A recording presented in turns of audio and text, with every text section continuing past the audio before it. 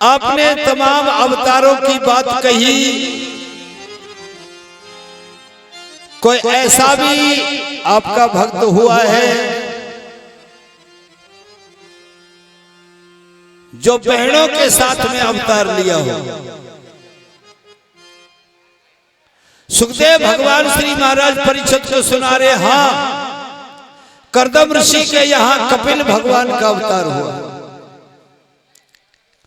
क्यों? कर्दम ऋषि तपस्या कर रहे थे, बड़े ध्यान से सुनने की बात है, समय के अभाव में हल्के रूप में कह के जा रहा हूं। कर्दम ऋषि तपस्या कर रहे हैं, भगवान जान रहे हैं, और कर्दम ऋषि सोच रहे हैं दुनिया के विवाह होए, दुनिया के ब्याह शादी होए, दुनिया के घर पत्नी आती हैं, दुनिया के संतान होती है, बालक बच्चे होते हैं, हमारे तो कछु ना है, हम तो ऐसे भगवान के भजन में ही यह बात सोच के भजन पे बैठ गए और भगवान जान गए क्योंकि मुझे अवतार लेना है कर्दम ऋषि के यहाँ। तो भगवान प्रकट हो गए और कर्दम ऋषि से बोले, प्रभु तुम्हारी तपस्या पूरी हो गई। भगवान बोले, कर्दम जी आप भजन ही करते रहोगे कि संसार के विषय बात संसार की तरफ भी चले जाओ? और मैंने तो एक छोरी बारे थे हामी भर लई और मैंने तो तुम्हारो ब्याह करना ही पड़ेगा। अब झूठ मन में आवे मुंह ढलावे ना प्रभु ना, ऐसे ना कि न न न। और कर्दम ऋषि का विवाह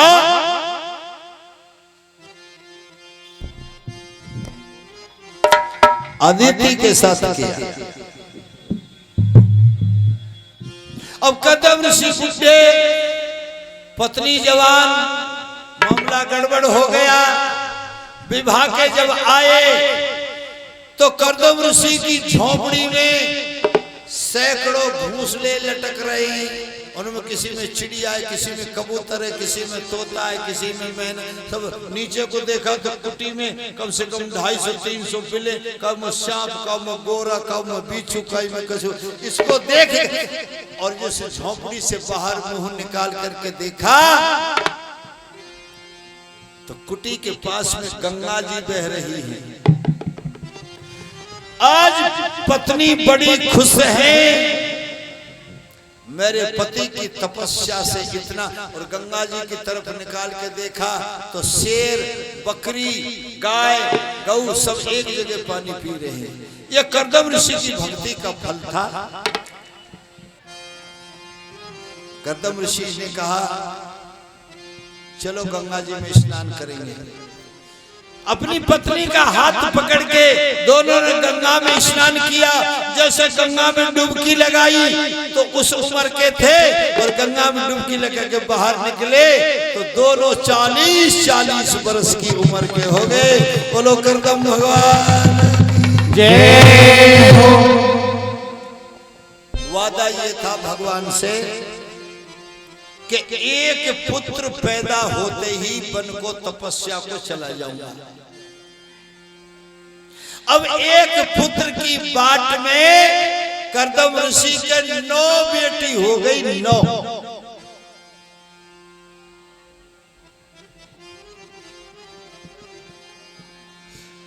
तब भगवान के अवतार का समय आया। 9 बहनों के बाद में कर्दम ऋषि के यहाँ भगवान कपिल देव भगवान ने अवतार लिया। हाथ उठा के बोलो कपिल देव भगवान जय। कपिल देव भगवान ने अपनी 9 बहनों को ज्ञान उपदेश दिया, अपनी मां को ज्ञान उपदेश दिया। और 9 बहन कपिल भगवान ने सब ऋषियों को ब्याही दिया। जैसे वशिष्ठ जी को अरुंधति, अत्रि जी को अनसुईया, ऐसे ही सब ऋषियों को अपनी 9 बहनों का विवाह करके माता पिता को भजन करने के लिए भेज दिया।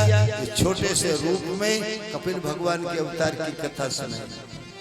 बात यह है, प्रियव्रत राजा की कथा आती है छोटी सी। प्रियव्रत राजा की तपस्या से रथ के 7 चक्कर लगाए, 7 समंदर बने। अगली कथा आती है छोटे से रूप में, कह के जा रहा हूं, समय नहीं है।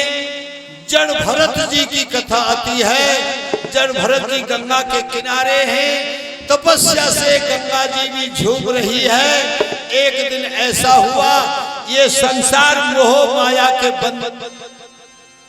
बंधन में फंस रहा है। जड़ भरत जी अपनी गंगा के किनारे कुटिया में है। किनारे पे एक शेर खड़ा है, एक हिरणी गर्भवती है। हिरणी पानी पीने को गंगा जी में आई, शेर ने जोर से दहाड़ मारी और शेर के डर के भय के वजह से हिरणी गंगा जी में कूद गई।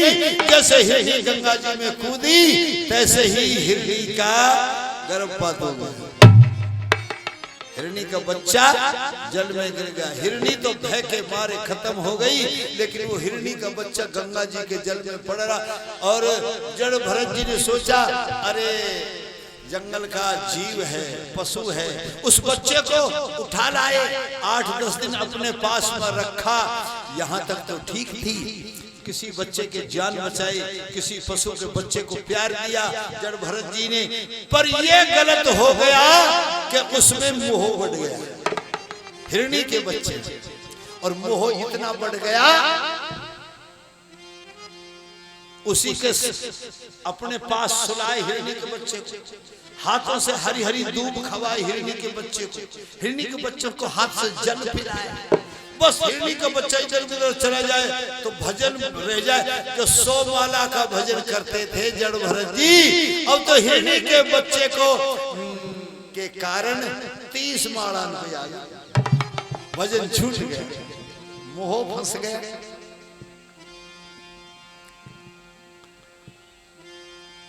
कहने का मतलब ये कि जितने हम मोह में ज्यादा फंसेंगे उतना ही भगवान से दूर होते जाएंगे। हिरणी का बच्चा भी मर गया और जड़ भरत जी का भी प्राणांत हो गया। और मरते समय जड़ भरत जी का ध्यान हिरणी के बच्चे के प्यार में था, इसलिए अगला जन्म हिरणी का हिरण का ही मिला, क्योंकि वह को ध्यान में मरो। हिरण का जन्म तो मिला, हिरणी के गर्भ से जड़ भरत जी पैदा हो गए, हिरणी के बालक के रूप में पैदा हो गए, पर पिछली याद नहीं भूले थे। बड़ा पछतावा हो रहा था, इसलिए एक वन में एक दिन आग लगी, उसमें तमाम हिरण जल के मर गए और वो जड़ भरत जी जो थे वो भी जल के मर गए। फिर ब्राह्मण के घर पे गए। पिछले 3 जन्मों की याद है। पर जड़ भरत ने ऐसी तपस्या की। मेरे भाई बहनों, हमारा शास्त्र कहता है कि जड़ भरत के नाम से ही इस देश का नाम भारत पड़ गया। हमारे देश की धरती पे 9 वर्ष हैं। वर्ष पहाड़ों को कहते हैं, पर्वत को 9 वर्ष हैं। और 9 वर्षों में एक वर्ष का नाम है भारत वर्ष, इसीलिए हमारे देश का नाम भारत वर्ष है। यह 900 योजन लंबा है, ये प्रमाण रखा है। भारत वर्ष 900 योजन लंबा है। ऐसे करके जड़ भरत जी ने अपना इतिहास, संसार के प्राणियों को मोह माया से दूर रहने को श्रीमद् भागवत में प्रकरण दिया है। और बात यह है, संक्षिप्त में चाहता तो इस जड़ भरत की कथा को 1 घंटा भी सुना सकता हूँ, थोड़ी शॉर्ट में सुना दिया है, समय का अभाव है, दिन थोड़े हैं। और हरिराम की कथा को तो 1 महीने चाहिए भागवत में, जब पूरी सेट कथा बैठे। पर भाई अगली कथा आती है मेरे भाई बहनों, ऐसी अगली कथा ऐसी है जो जिसको मैं अच्छी तरह जानता हूं, पर मेरी ये 90वीं कथा चल रही है। 90 कथा कर चुका, पर मैंने 90 कथा में उस कथा को आज तक भी कहीं नहीं कहा था। वो है 28 नरकों की कथा। कहा बाबा जी ठाकुर जी माऊ पाम मत करे, इसको मोह कर ले, नुक कर। ठाकुर जी भगवान में पाम नहीं करते हैं। मेरी बहनों, भाइयों, जीजियो, भैया, दादा, 90 कथा कह चुका, पर मैंने नरकन की कथा कही ना। नरकन की कथा कहूंगा तो तुम सब एक भी नाम बचो नरक के बिना। नरकन की कथा में ही बात आवे कि कौन से कर्म करने से कौन सा नरक मिलता है। कुपंजु नरक है, रोरव नरक है, यसाच नरक है, तुरियासा नरक है। बस एक नरक की कथा कहूं, जो झूठ बोलता है संसार में आदमी, वो ऐसे नरक में जाता है जिसकी जीभ को बिच्छुओं से कटाया जाए। तो या में तो कोई बात ना है, पर और कपड़ सपड़न की बात है, मैं कहूं ना। प्यारे ऊपर फर्क पड़ेगा फिर का फायदा। इसलिए ना साहब ना कौमन कही ना कभी। 28 नरकों की कथा, कर्दम ऋषि की कथा भई, कपिल भगवान के अवतार की कथा भई, और हम अब आपको वहां ले चलते हैं कि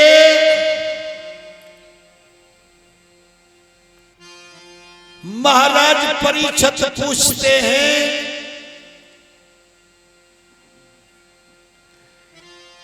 कि भक्तों की संप्रदाय और दैत्य संप्रदाय और देव संप्रदाय, भगवान इतने दयालु क्यों हैं जो दैत्य भगवान से विरोध करते हैं और फिर भी भगवान उनको पर कृपा कर देते हैं। तो ध्यान से सुनना,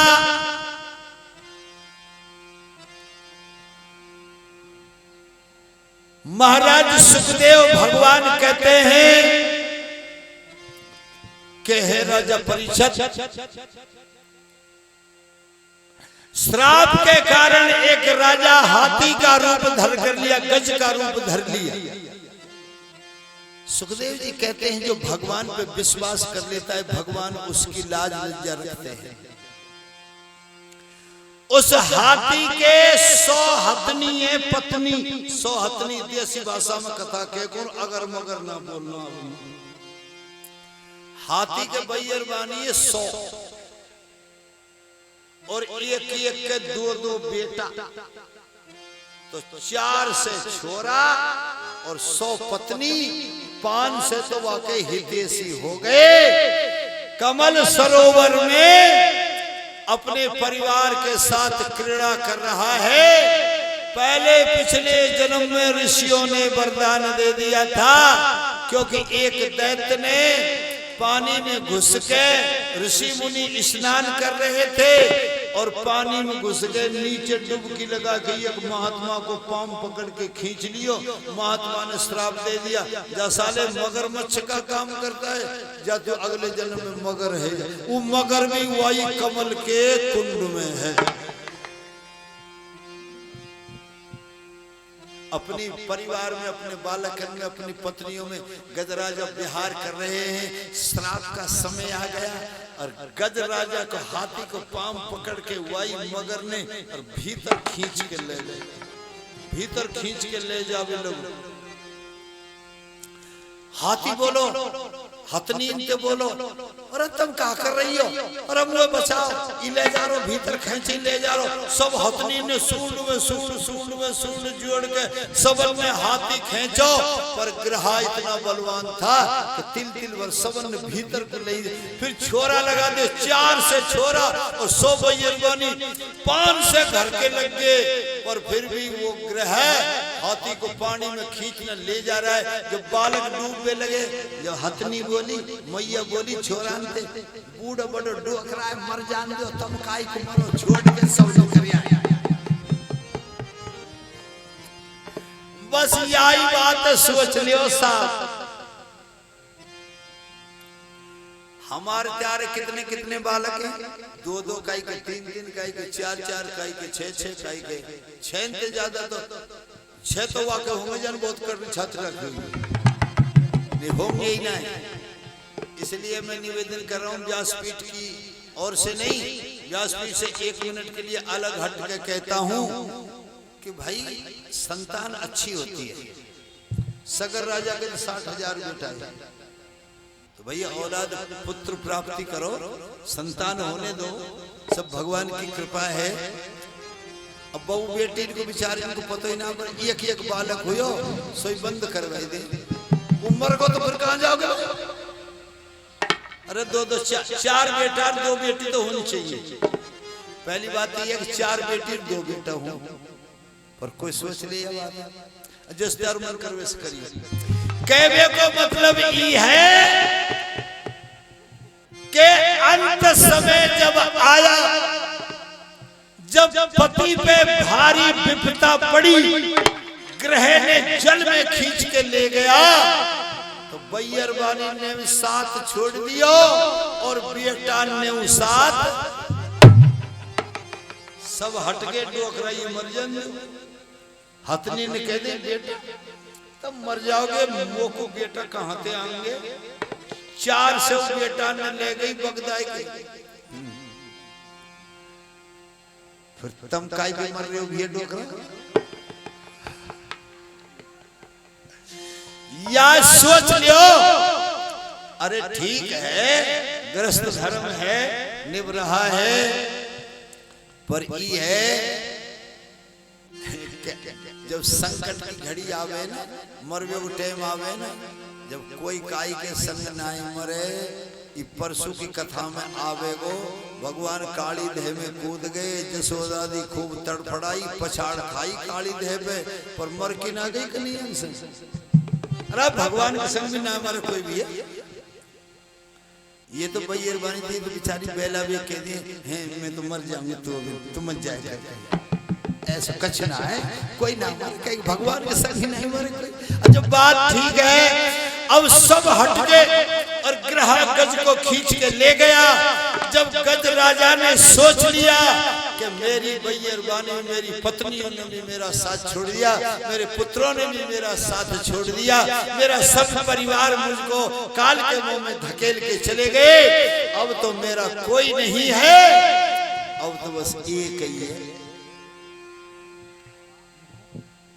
सोगेगा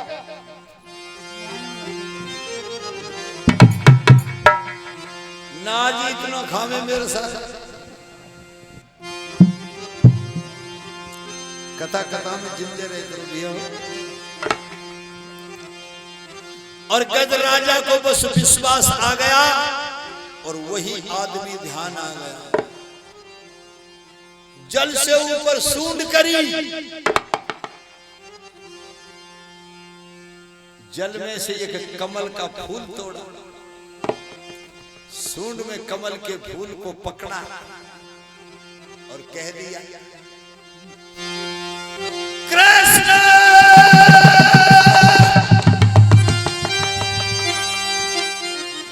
मेरे कृष्ण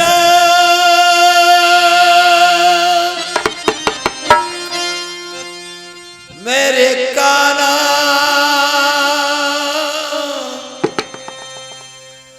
गोविंदा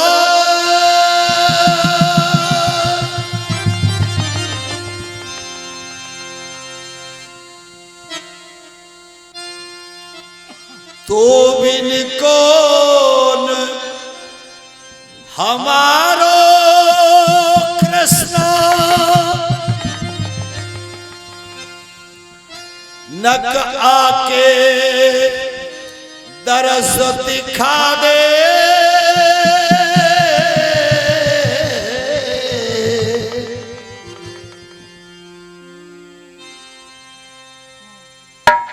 ना बजे तो मत बजे, बेसुरा मत करे बोलिए। तो बिन को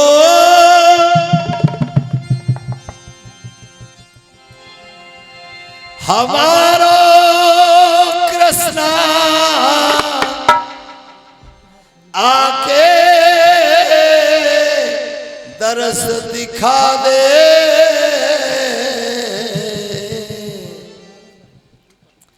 तेरा मानूंगा एहसान कन्हैया, ग्रह से जान बचा दे।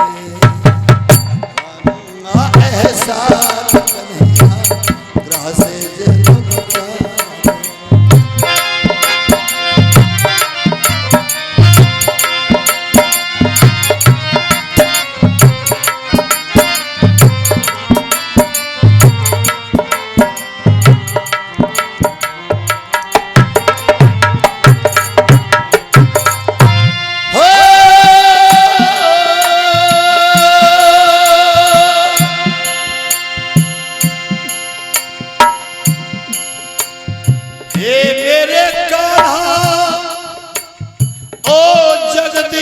ईश्वर मोहे आके दर्श दिखा दे, फिर मानूंगा एहसान कन्हैया, या ग्रह से जान बचा दे। मानूंगा एहसान कन्हैया, ग्रह से जान बचा दे। प्रेम से पुकार रहा है गजराजा। एक बात कहेगी, अब तो बिन और नहीं कोई मेरा, मैं किसके दर पे जाऊं,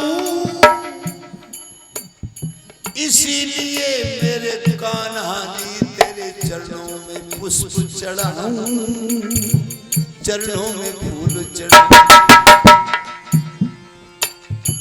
कर ले तू स्वीकार फूल को, जो सूंड में कमल का फूल ले रखा है भगवान को अर्पित कर रहा है गजराजा। कर ले प्रभु स्वीकार फूल को, धन दौलत मुँह पे नाही, हो गो एक विश्वास तुम्हारो, दियो फूल चढ़ाई। रुक्मणी जी बोली, भगवान पसीनों कैसे आ रहे हो, बेचैन कैसे हो रहे हो, चित्त उदास क्यों हो गया। भगवान बोले, प्रिय हे लक्ष्मी अवतार, मेरे बड़ी भगत पे भीड़ लक्ष्मी, वाने मन ते मोये पुकारो,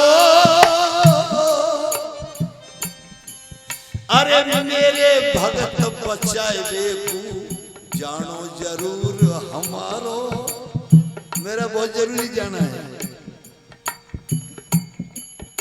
अरे आए श्री हरि मोहन, जैसे जल में फूल चढ़ाए, अपने भगत बचाने खातिर कमल सरोवर आए, कमल सरोवर आए। जल पे ठाड़े भये प्रभु, वो चक्र सुदर्शन धारी, हर एक चक्र छोड़ गज संहार करो, गज बचा दियो